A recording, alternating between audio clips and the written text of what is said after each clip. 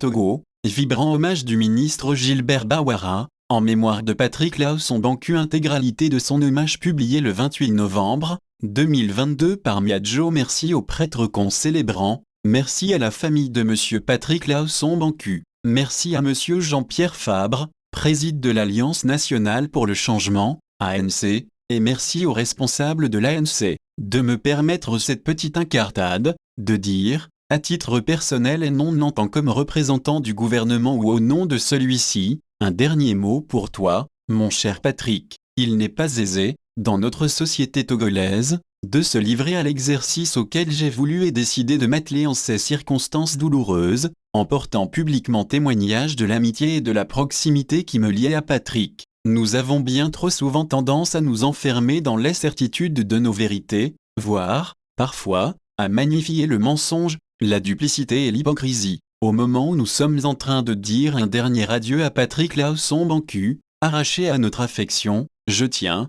après mûre réflexion, à rendre hommage et à saluer avec amitié, avec estime et avec respect, la mémoire ainsi que le souvenir impérissable d'un homme simple, ouvert et aimable, un républicain, un démocrate convaincu et constant. Les circonstances ne se prêtent guère à un rappel du moment et du contexte où Patrick et moi fîmes connaissance. Je dirais simplement que le temps, maître de l'histoire, nous a permis de nous côtoyer, de nous connaître, et de nouer une relation d'amitié et de travail dépassionné et désintéressé. Nous avions fini par nous apprécier mutuellement, tant et si bien que nous nous appelions l'un et l'autre tout simplement PSG, et j'appelais affectueusement son fils Patrick Junior mon jeune petit frère. Cette proximité, ce respect mutuel ne signifiait point une quelconque faiblesse dans la défense de nos opinions, et de nos convictions politiques différentes, pour ne pas dire opposées, mais plutôt une rencontre de deux esprits éclairés et civilisés. Je mesure la chance que j'ai constamment eue, à travers Patrick,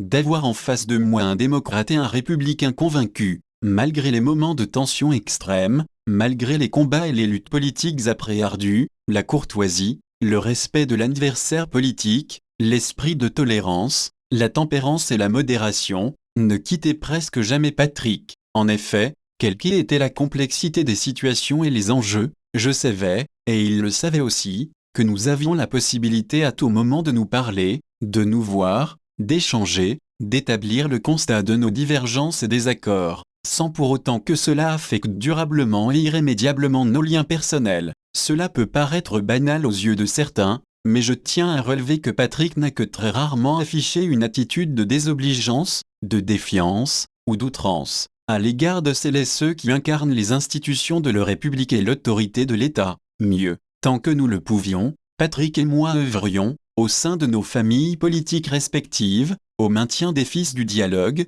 et à la promotion de l'esprit de compromis raisonnable et respectable, qui permet de changer le cours des événements. Nous sommes en peine, nos cœurs saignent, mais je voudrais, au-delà de cette douleur et de cette tristesse, saluer, ici et maintenant, la dignité et l'honneur d'un homme simple, qui s'est illustré par son abnégation. Il avait accepté et enduré la privation et les sacrifices qu'ici comme ailleurs comme ici, la vie politique, les combats et la lutte politique, peuvent réserver à celles et ceux qui s'y dévouent sans attendre en retour une quelconque récompense, des avantages, ou la moindre gloriole. Engagé, Patrick l'est resté jusqu'à son dernier souffle. Permettez-moi, pour finir, une dernière anecdote.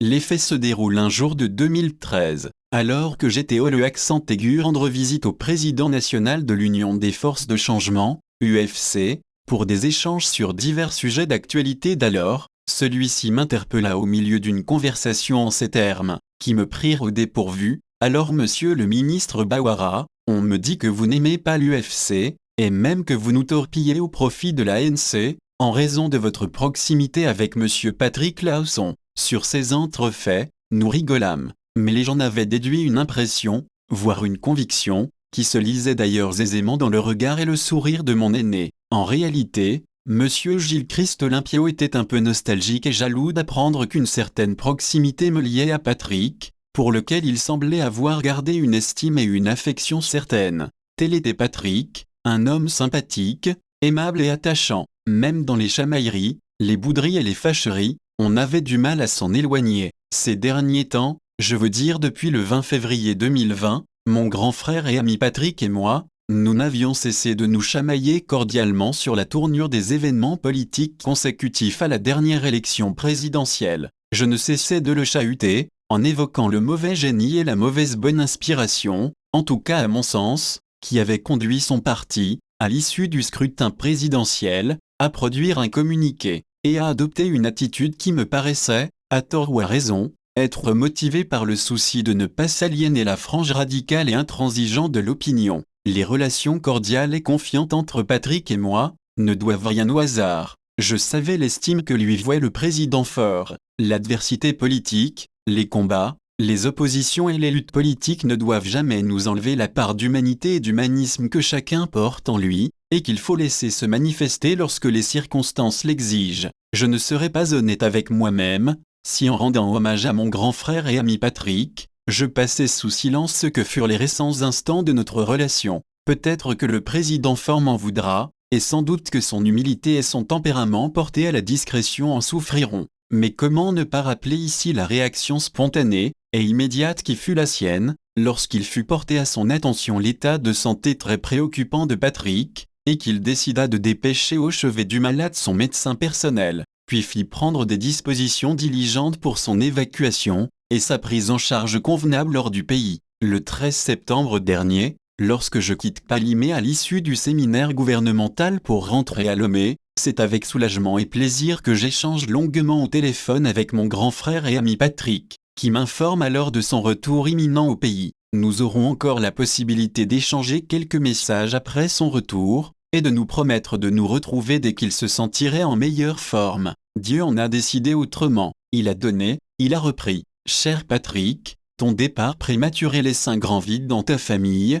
parmi les tiens, et parmi tes compagnons et camarades de lutte. Il laisse un immense vide dans nos cœurs, et prive la vie politique togolaise d'un modèle exceptionnel d'interlocuteur sérieux, solide et fiable, pour qui la fin ne justifiait nullement tous les moyens. Nous prions avec ferveur et implorons Dieu, le Tout-Puissant, dans sa miséricorde infinie, de t'ouvrir grandes ses portes de lumière. Au revoir, mon cher Patrick, au revoir, cher grand frère et ami, et que la terre de nos aïeux te soit légère. Lomé, le 26 novembre 2022. Gilbert Badjilan Beyena Bawara.